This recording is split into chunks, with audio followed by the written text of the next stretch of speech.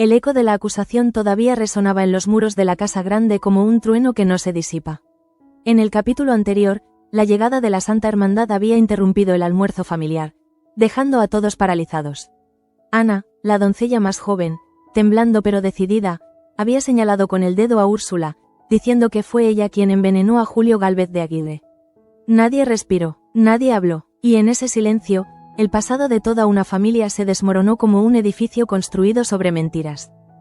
José Luis, testigo de la escena, comprendió en ese instante que nada volvería a ser igual. Sabía demasiado. Sabía que Victoria llevaba semanas inquieta, que Úrsula había visitado en secreto la bodega donde Julio guardaba su vino favorito, y que Ana había sido vista llorando cerca de la cocina la noche del crimen. Sin embargo, oírlo en voz alta era distinto. Era como si las sospechas tomaran forma y el aire se volviera más pesado, cargado de miedo. Victoria de la Cruz, firme y serena ante los guardias de la hermandad, había intentado controlar la situación con la misma elegancia con la que siempre manejaba los escándalos. Pero en sus ojos había un destello de pánico que nadie pudo ignorar. Seguro que la doncella está confundida, dijo con voz dulce, aunque sus manos, escondidas bajo el mantel, temblaban. Porque sabía algo que los demás no. Sabía que si alguien empezaba a escarbar demasiado, no solo Úrsula caería. Mientras tanto, Adriana, testigo muda del caos, observaba a su tía con mezcla de miedo y decepción. Durante años había creído en la rectitud de Victoria, en su forma de mantener el orden y proteger el apellido de la familia. Pero ahora la veía distinta, más vulnerable, más humana, y eso la asustaba. En su mente, la pregunta retumbaba. ¿Hasta dónde había llegado su tía para mantener intacta la fachada de los Gálvez de Aguirre?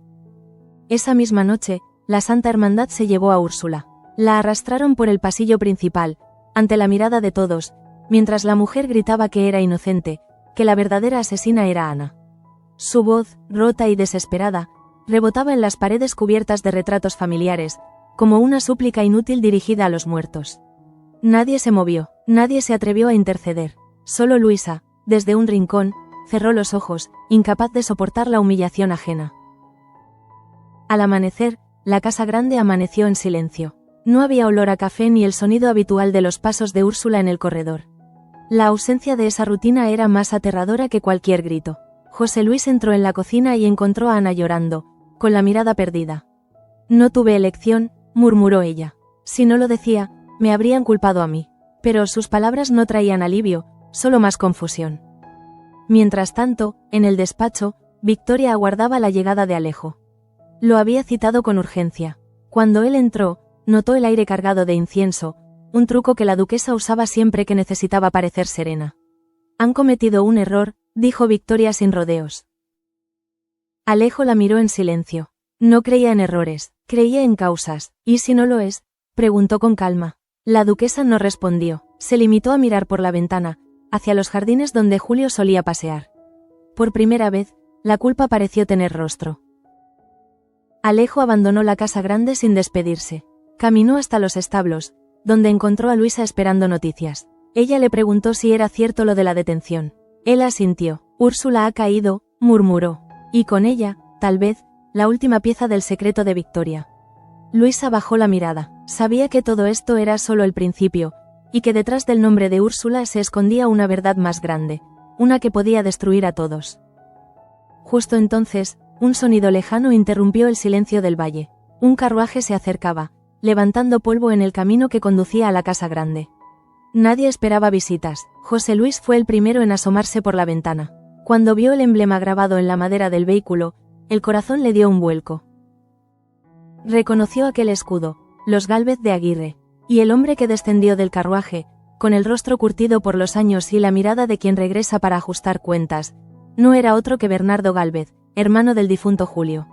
Su regreso, tras años de ausencia, marcaba el inicio de una nueva tormenta. El regreso de Bernardo a Valle Salvaje no fue solo el regreso de un hombre, fue el regreso de una sombra que nadie quería ver. Su figura, erguida pero cargada de recuerdos, se recortó contra la entrada de la casa grande con una solemnidad que congeló a los criados. Habían pasado años desde que alguien pronunciara su nombre, y aún así, todos lo reconocieron. El eco de su paso por aquel lugar seguía vivo en cada rincón, en cada silencio incómodo que precedía a una conversación prohibida. José Luis salió a recibirlo, conteniendo la mezcla de sorpresa y temor. Sabía lo que significaba aquel regreso. El pasado había decidido cobrar cuentas pendientes. Bernardo no venía a saludar, venía a desenterrar. Su voz, grave, rompió el aire espeso del vestíbulo. No necesitó presentaciones, su sola presencia ya era una acusación, un recordatorio de todo lo que se había hecho mal desde la muerte de Julio. La noticia de su llegada se propagó por la casa como una corriente invisible. En el piso superior, Victoria cerró el libro que fingía leer. Durante años había contado con el olvido de Bernardo, con su autoexilio voluntario tras la tragedia. Ahora, saber que estaba de vuelta le hizo temblar algo más que las manos. Tembló la estructura de control que había edificado pacientemente. Sabía que él era el único que había dudado de la versión oficial sobre la muerte de su hermano. Mientras tanto, Adriana observaba desde la galería, intentando leer en el rostro de su tía las emociones que siempre ocultaba bajo capas de orgullo. Le parecía ver miedo, un miedo real y humano, no el de la vergüenza pública, sino el miedo de quien teme ser descubierto. Y por primera vez, sintió que Victoria, la mujer que tanto había admirado, podía ser también una de las culpables de todo lo que se estaba desmoronando. Bernardo fue recibido en el salón principal, donde los retratos de sus antepasados lo observaban desde las paredes con esa indiferencia inmortal que solo los muertos pueden tener. Miró uno a uno los cuadros, deteniéndose ante el de Julio. No dijo nada, pero en su expresión se adivinaba una mezcla de dolor y rabia contenida. Se giró hacia José Luis y solo pronunció 4 palabras: «Quiero saber la verdad». El mayordomo asintió en silencio, sabiendo que esa frase era la sentencia que pondría en jaque a todos los habitantes de la casa. En la cocina, Ana no podía dormir. La imagen de Úrsula siendo arrastrada entre los guardias se repetía en su mente como un castigo. Había creído hacer lo correcto, pero ahora las dudas la atormentaban. ¿Y si la verdadera culpable no era ella? Recordaba fragmentos de conversaciones, olores, la copa de vino sobre la bandeja, las órdenes susurradas que jamás entendió del todo. Sabía que, al pronunciar el nombre de Úrsula, también había sellado su propio destino. Esa madrugada, la casa grande se convirtió en un campo de sospechas. Nadie confiaba en nadie, los criados hablaban en susurros, los señores evitaban mirarse a los ojos, y cada rincón parecía esconder un secreto. En medio de esa tensión, José Luis se acercó a la habitación de Adriana. No era habitual que lo hiciera, pero aquella noche todo lo habitual había perdido sentido. Le contó del regreso de Bernardo, del interrogatorio que vendría, del peligro que representaba si empezaba a remover el pasado. Ella escuchó sin interrumpir, comprendiendo que el futuro de todos dependía de lo que se dijera. O se callara, en las próximas horas. Mientras tanto, en la prisión provisional de la Santa Hermandad, Úrsula se sentaba en una celda fría, con las manos temblorosas y el rostro cubierto de polvo. No era el miedo a morir lo que la destrozaba, sino la certeza de haber sido abandonada por aquellos a quienes había servido toda su vida. En la penumbra, susurraban nombres: Victoria, Ana, Julio. Cada uno le dolía por razones distintas. Victoria, por traición; Ana, por cobardía; Julio, por amor, porque en el fondo, había amado a aquel hombre más de lo que jamás se había permitido admitir. La llegada de Alejo al lugar fue inesperada. Había usado sus influencias para visitarla antes de que la trasladaran. Cuando la vio detrás de los barrotes, el aire se volvió más denso. Úrsula intentó hablar, pero la voz no le salía. Alejo la miró largo rato, con una mezcla de compasión y sospecha. No dijo palabras de consuelo, preguntó lo único que importaba: ¿por qué lo hiciste? Ella levantó la cabeza y sus ojos se llenaron de lágrimas, no de miedo, sino de cansancio. «Porque me lo pidieron», murmuró. Aquella frase quedó flotando en el aire como una daga invisible. ¿Quién se lo pidió? Alejo comprendió que había llegado a una verdad demasiado peligrosa para pronunciarse en voz alta. De regreso a la casa grande, Victoria convocó una reunión con Isabel y José Luis. Su intención era clara: controlar la narrativa antes de que Bernardo tomara las riendas. Hablaron del honor familiar, de la reputación, pero debajo de esas palabras se escondía el verdadero tema: cómo manipular las pruebas. Isabel, fría y calculadora, propuso sobornar al encargado del laboratorio donde se analizaban las sustancias halladas en el cuerpo de Julio. Victoria dudó, no por moralidad, sino porque sabía que cada nuevo movimiento aumentaba el riesgo de exposición. «Si alguien descubre lo que hemos hecho, no habrá perdón posible», murmuró. Mientras tanto, Bernardo recorría el cementerio de Valle Salvaje al amanecer. Frente a la tumba de su hermano, sus manos se cerraron en puños. No lloró, la rabia era demasiado antigua para transformarse en lágrimas. Había prometido no volver, pero la injusticia tiene un modo cruel de llamar a los corazones insatisfechos. Juró que no se iría sin saber quién había matado a Julio. Y aunque no lo decía en voz alta, en su mirada se podía leer el nombre que más lo inquietaba: Victoria. Esa misma mañana, en la casa pequeña, Isabel se presentó ante Martín. Sus palabras fueron un látigo envuelto en terciopelo. Le recordó que debía lealtad a la familia, que su posición dependía de su discreción y obediencia. Martín asintió, aunque en su interior empezaba a crecer una semilla de resentimiento. Había visto demasiadas cosas, oído demasiadas conversaciones, y aunque aún no lo sabía, pronto esa semilla germinaría en una traición que cambiaría el rumbo de la historia. En otro punto del valle, Luisa hablaba con Atanasio junto a los establos. La mujer, cansada pero decidida, le pidió que encontrara un trabajo para Tomás en la casa grande. Atanasio la miró con duda.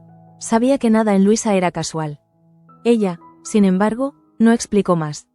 Solo dijo que hay cosas que deben ser devueltas a su sitio, refiriéndose a la reliquia que Victoria deseaba. Atanasio comprendió que en aquel valle, todos jugaban un juego peligroso, y que cada movimiento podía ser el último.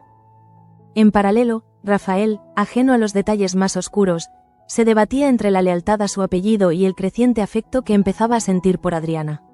La noticia de la detención de Úrsula lo había dejado perplejo, pero más aún la frialdad con que su madre, Isabel, había reaccionado. Todo le parecía demasiado ordenado, demasiado rápido, como si alguien hubiera preparado el terreno mucho antes de que la hermandad llegara. En su corazón, la sospecha empezaba a reemplazar la fe ciega en su familia. La noche cayó sobre el valle como una manta pesada. Desde la colina, la casa grande parecía un castillo sitiado por su propio pasado. Victoria miraba por la ventana de su despacho, mientras el viento agitaba las cortinas y los recuerdos. Pensaba en Julio, en sus últimos días, en aquella copa de vino que él insistió en beber solo. Pensaba también en Úrsula, la única que sabía más de lo que debía. Se preguntó, por primera vez, si no había llegado la hora de dejar que alguien pagara por todos, incluso si ese alguien era inocente. En la cárcel, Úrsula no dormía. La noche era larga y el silencio, insoportable. De repente, un guardia le entregó un papel doblado. Era un mensaje sin firma: no hables más. Todo está bajo control. Lo reconoció al instante. La letra era de Victoria. Sonrió con amargura. Comprendió que la duquesa estaba dispuesta a todo para mantener su imagen intacta, incluso a sacrificarla sin piedad. Por primera vez, pensó en hablar, en contar lo que sabía. Pero el miedo era un veneno más lento que el arsénico. Al amanecer, Bernardo se presentó en el convento donde Fray Julián guardaba registros antiguos. El monje, reacio al principio, terminó cediendo. Bernardo descubrió que días antes de su muerte, Julio había confesado sentirse amenazado, que sospechaba haber sido envenenado, y que planeaba revelar algo que involucraba a la casa de los de la Cruz. La anotación era breve, pero suficiente para confirmar que la muerte no fue casual. Bernardo cerró el libro, consciente de que el nombre de Victoria no tardaría en salir a la luz. De vuelta en la casa grande, José Luis recibió una visita inesperada. Un mensajero de la Santa Hermandad le entregó una citación. Debería declarar ante los investigadores. Su lealtad se ponía a prueba. Sabía que decir la verdad significaba firmar su propia condena, pero mentir sería traicionar la memoria de Julio, a quien había servido desde joven. En su habitación, encendió una vela y juró ante el retrato del difunto: haré lo correcto, aunque me cueste todo. Mientras tanto, en la pequeña celda donde Úrsula esperaba su destino, un pensamiento la perseguía sin descanso: ¿hasta dónde llegará Victoria para salvarse? No lo sabía, pero intuía que pronto lo descubriría. Porque en Valle Salvaje, la verdad nunca muere, solo se disfraza hasta que alguien tiene el valor de mirarla a los ojos. El amanecer del día siguiente llegó envuelto en un silencio tan denso que parecía presagio. En la casa grande nadie desayunó. Los criados se movían como sombras, temerosos de pronunciar cualquier palabra que pudiera llegar a los oídos de Bernardo Gálvez, ahora convertido en huésped y juez. Su presencia alteraba el aire mismo del valle, devolviendo a todos el reflejo de culpas que creían olvidadas.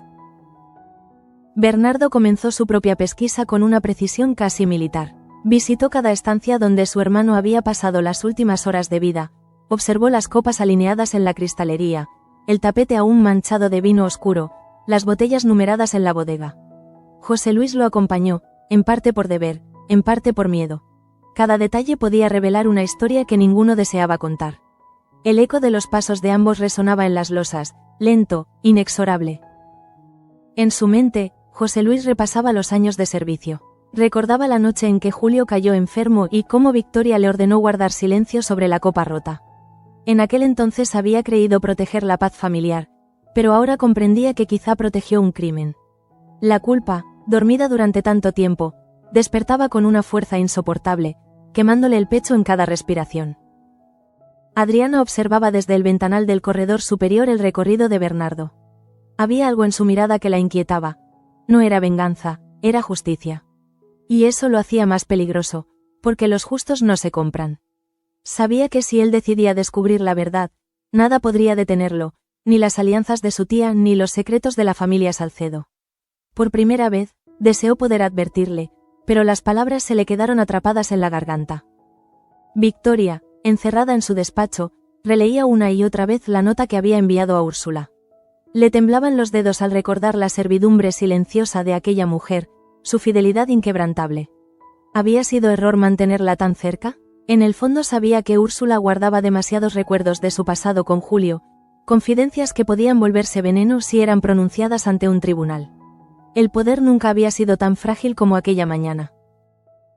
Mientras tanto, en la prisión de la Santa Hermandad, la detenida miraba por la pequeña ventana enrejada.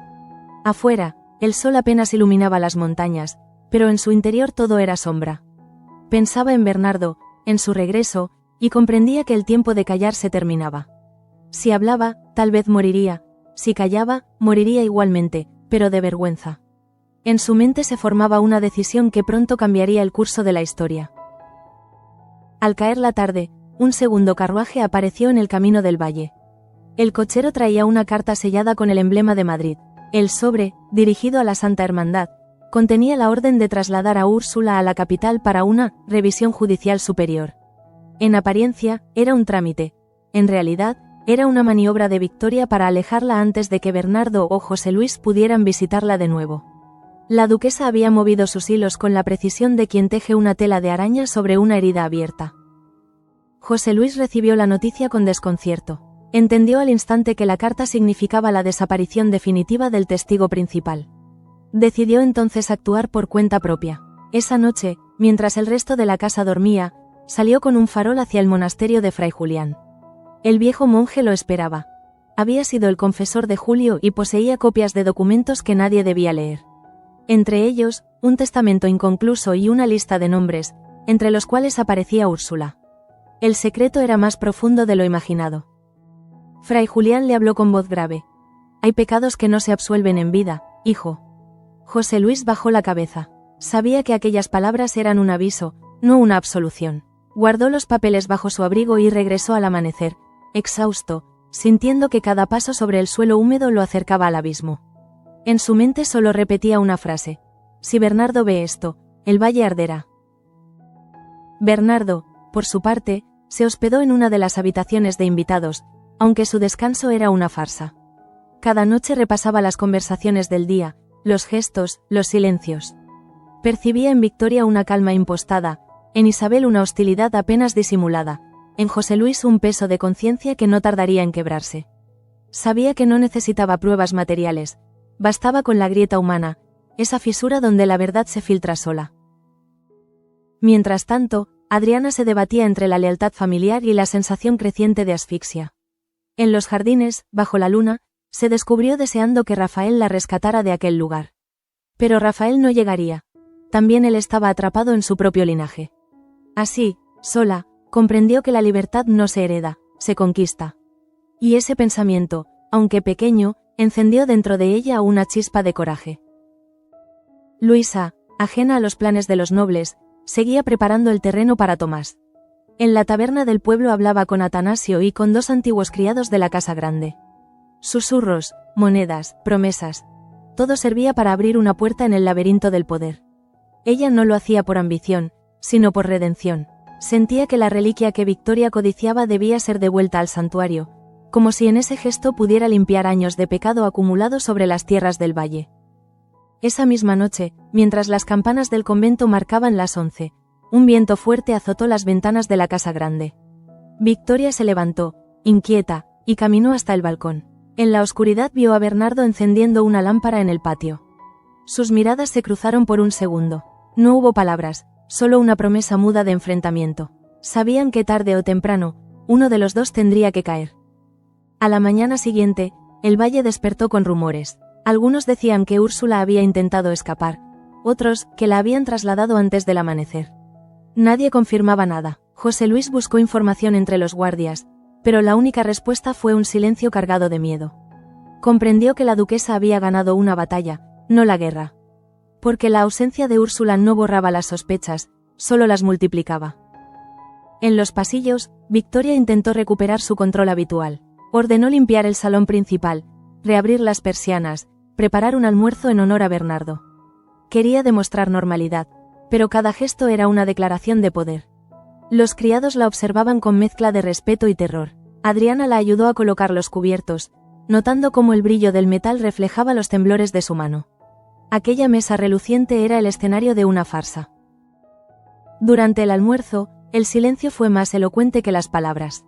Bernardo probó el vino con gesto calculado, mirando de reojo a Victoria.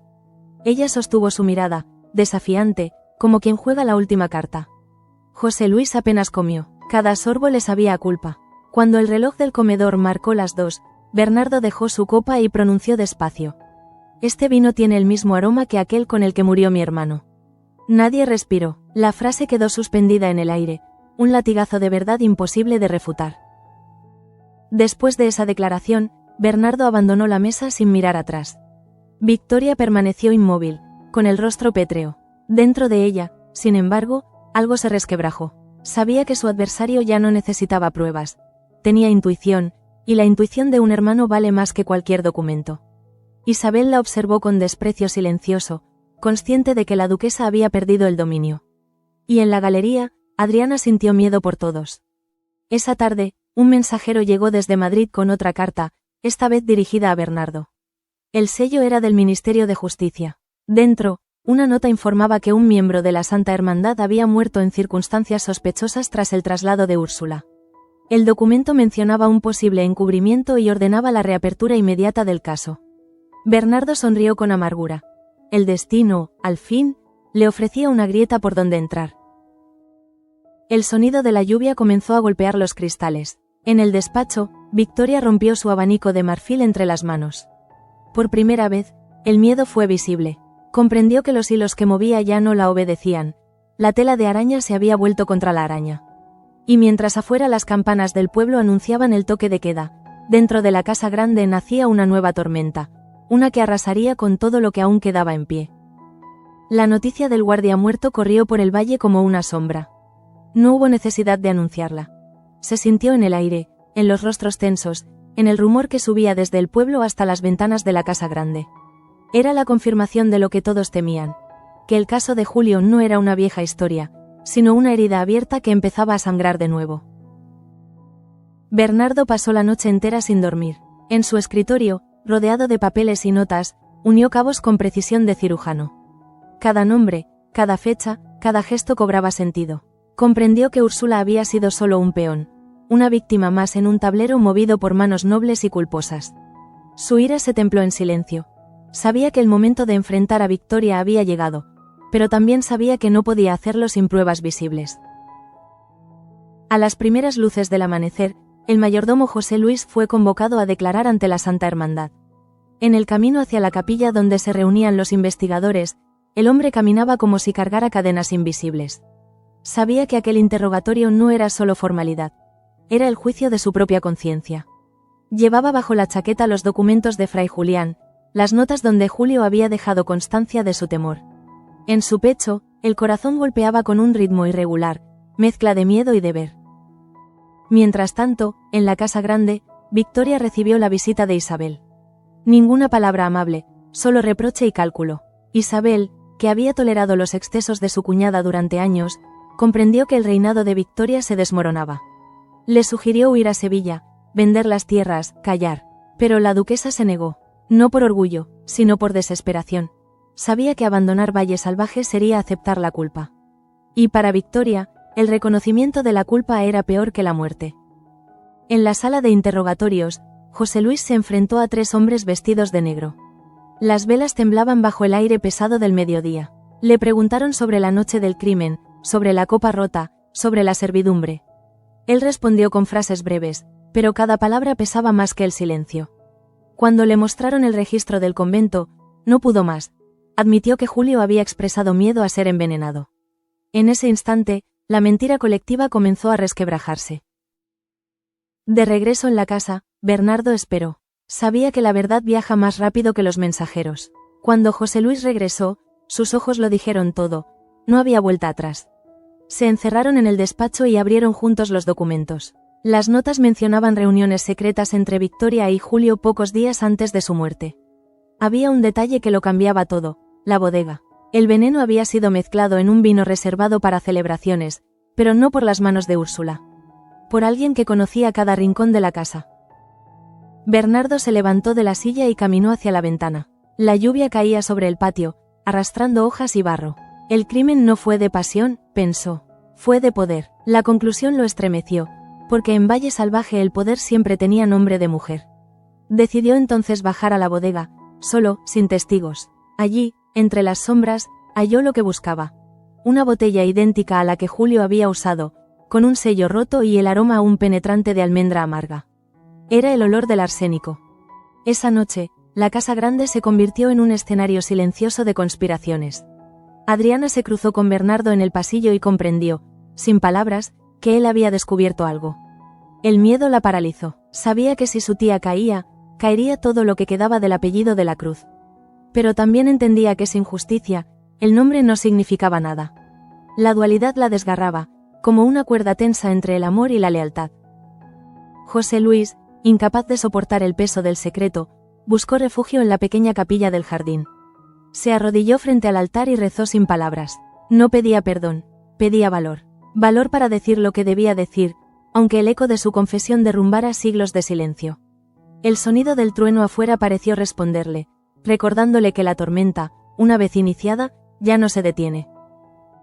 En otro rincón del valle, Luisa recibió una carta de Atanasio confirmando que Tomás había sido aceptado como ayudante en la casa grande.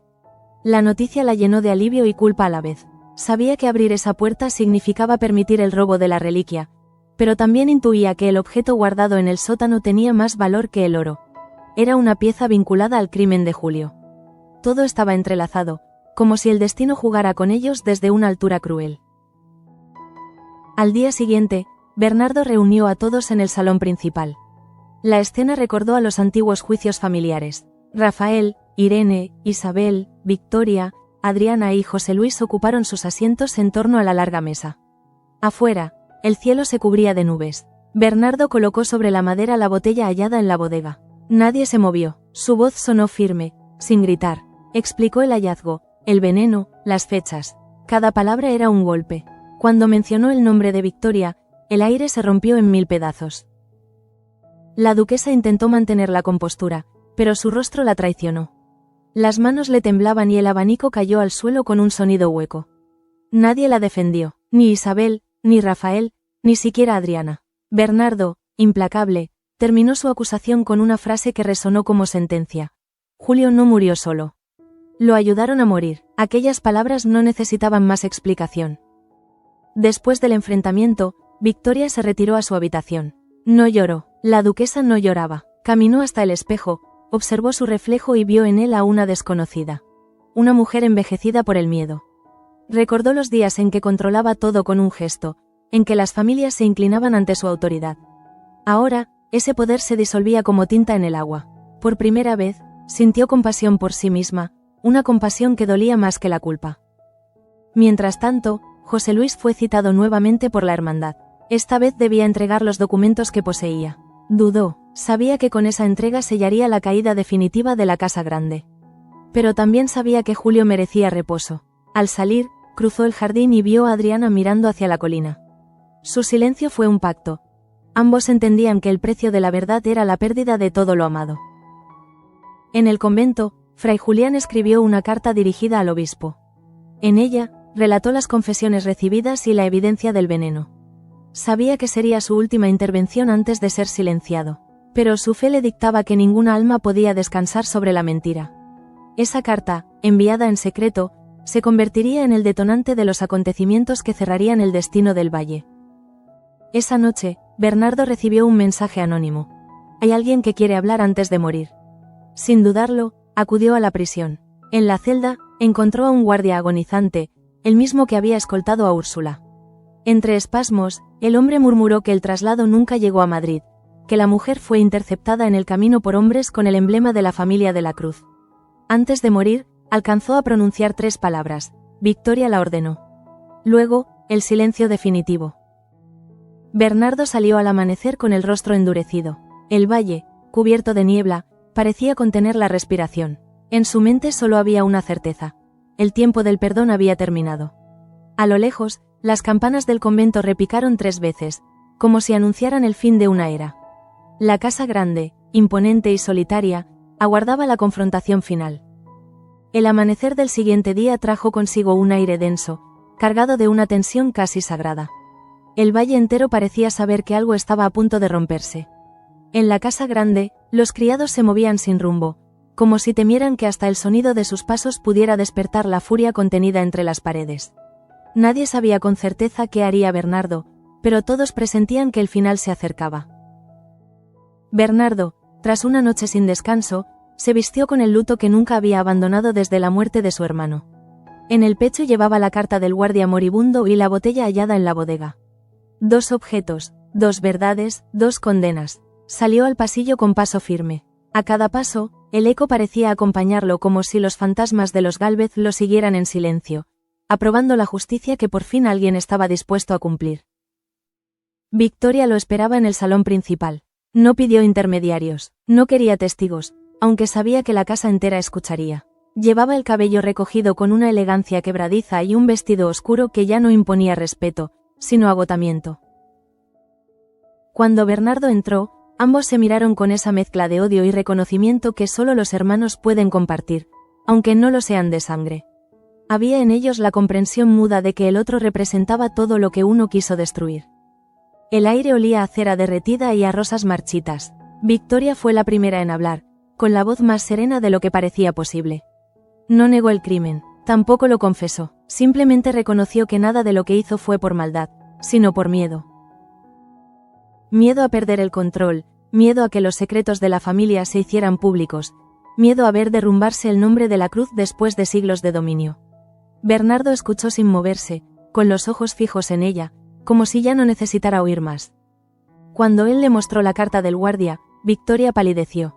No preguntó cómo la había obtenido. Solo sus labios se movieron en un susurro apenas audible, como una plegaria a un dios ausente. Comprendió que todo se había terminado. No había exilio, ni pacto, ni silencio que pudiera salvarla ahora.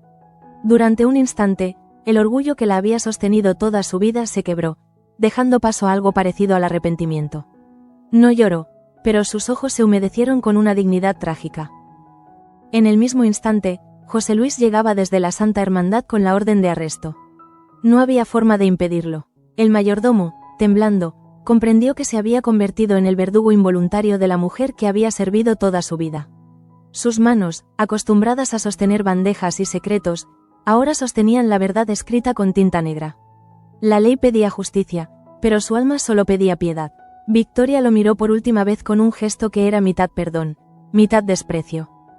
Adriana observaba desde el umbral. El corazón le latía con un dolor que no sabía nombrar. Ver caer a su tía era como ver desplomarse la historia misma del valle. Aquel apellido, que había sido su escudo y su condena, se deshacía frente a sus ojos. Bernardo, sin mirar atrás, entregó los documentos y la botella a los hombres de la hermandad. Luego se marchó, dejando tras de sí un silencio tan profundo que pareció arrastrar la vida de la casa consigo. Esa tarde, mientras las campanas del convento repicaban anunciando el arresto de la duquesa, una procesión de curiosos se reunió frente a las puertas de la casa grande. Nadie habló, nadie se atrevió a insultar ni a compadecer. Todos sabían que en aquel momento, el valle entero estaba siendo juzgado. Porque el poder de Victoria había sido también el reflejo del miedo de todos. Y ahora, sin ese poder, Valle Salvaje debía aprender a mirar de frente su propio espejo. José Luis, después de firmar su declaración, regresó a su habitación y encendió una vela por el alma de Julio. Se arrodilló, con las manos unidas, y susurró que había cumplido. El viento que entró por la ventana movió la llama, proyectando sombras que parecían figuras humanas. Por un momento, creyó ver el rostro de su antiguo señor sonriéndole con serenidad. Era el perdón que nunca había pedido, pero que tal vez merecía. Mientras tanto, Adriana caminaba por los jardines con Rafael. Ambos guardaban silencio, conscientes de que algo nuevo comenzaba, aunque aún no sabían si aquello era libertad o soledad. Las flores marchitas caían sobre el césped, como si la naturaleza misma acompañara el luto. Ella pensó en las generaciones de mujeres que habían vivido bajo el peso de un apellido y sintió un deseo profundo de romper el ciclo, de construir una vida lejos del miedo. Quizá, pensó, la redención solo empieza cuando el poder se derrumba. En la prisión de la Santa Hermandad, Úrsula, que había sobrevivido al intento de traslado, fue presentada como testigo clave. Su rostro mostraba cicatrices, pero sus ojos estaban más vivos que nunca. Cuando escuchó que Victoria había sido arrestada, cerró los ojos y respiró hondo. No sonrió, no había victoria posible en ese final, solo alivio. Dijo a los jueces que no quería venganza, solo descanso para el alma de Julio. Y esa declaración, sencilla y humana, conmovió incluso a los más duros. El mismo día, en el convento, Fray Julián recibió la visita de Bernardo. El monje le entregó la carta enviada al obispo, ahora sellada con aprobación oficial. El caso estaba cerrado. Bernardo agradeció en silencio. Antes de marcharse, el fraile le dijo que los pecados del valle habían sido confesados, pero no redimidos. La verdad salva, añadió, pero deja cicatrices que el tiempo no cura. Bernardo asintió. Comprendió que no habría paz completa, solo el consuelo de haber cumplido con su hermano. Esa noche, el carruaje de la Santa Hermandad partió hacia la capital llevando a Victoria. La lluvia acompañaba su viaje, lavando los caminos que ella misma había ensuciado con su ambición. A través de la ventanilla, vio el valle por última vez. Las luces de la casa grande se alejaban como luciérnagas que se apagan una a una. No pensó en defensa ni en venganza. Pensó en su hermana Inés, en Adriana, en la soledad que había sembrado. Por primera vez, sintió el peso exacto de su nombre. En la casa pequeña, Isabel reunía a los suyos. Ordenó que nadie hablara del asunto y que las tierras siguieran funcionando. Pero el miedo en su voz delataba que sabía lo inevitable. La caída de una casa noble arrastra a todas las demás. Martín la observó con un brillo de rebeldía. Entendió que aquel era el momento de romper con el pasado. Las nuevas generaciones del valle no querían coronas ni títulos, solo verdad. Al amanecer del día siguiente, el silencio volvió al valle, pero no era el mismo silencio de antes. Era un silencio nuevo, más ligero, casi respirable. Bernardo se detuvo frente a la tumba de Julio y depositó sobre ella la botella vacía. No como prueba, sino como símbolo. Había devuelto el veneno a la tierra, el mismo lugar del que nacen las culpas y las flores. Luego, sin mirar atrás, montó en su caballo y partió hacia el horizonte, dejando atrás un lugar que ya no le pertenecía. Adriana, desde la colina, lo vio alejarse. Sintió que con él se marchaba la última sombra de un pasado que había devorado a demasiados. A su lado, Rafael le tomó la mano. No hubo palabras, solo un gesto compartido que significaba comienzo. El viento soplaba fuerte, pero ya no traía ecos de gritos ni de secretos, solo promesas inciertas de reconstrucción. Valle Salvaje amanecía, por fin, libre de sus dueños más oscuros. En el convento, las campanas repicaron por la salvación de las almas. Los aldeanos acudieron a misa, algunos por fe, otros por miedo a no creer. En el altar, Fray Julián pronunció una homilía sencilla. La verdad no destruye, revela. Y al terminar, un rayo de sol se filtró por los vitrales, iluminando el rostro de Úrsula, sentada entre los fieles. Nadie la reconoció, o quizás todos fingieron no hacerlo. Su anonimato era su libertad. El último plano de aquel día mostraba el valle cubierto de luz. Las colinas reverdecían después de la tormenta. El río, que había permanecido turbio durante semanas, volvía a fluir claro. En la distancia, la casa grande permanecía en pie, pero vacía, como una reliquia sin dueños. Los retratos colgados en sus muros parecían observar el amanecer con resignación. Y sobre la puerta principal, el escudo de los Gálvez se agrietaba lentamente, dejando caer una pieza de piedra al suelo. El sonido del fragmento al romperse fue la nota final del capítulo. Porque en Valle Salvaje, las verdades no mueren. Solo esperan el momento adecuado para salir a la luz. Y aquel día, bajo el cielo limpio, el valle por fin respiró, como si siglos de silencio se disolvieran con el viento.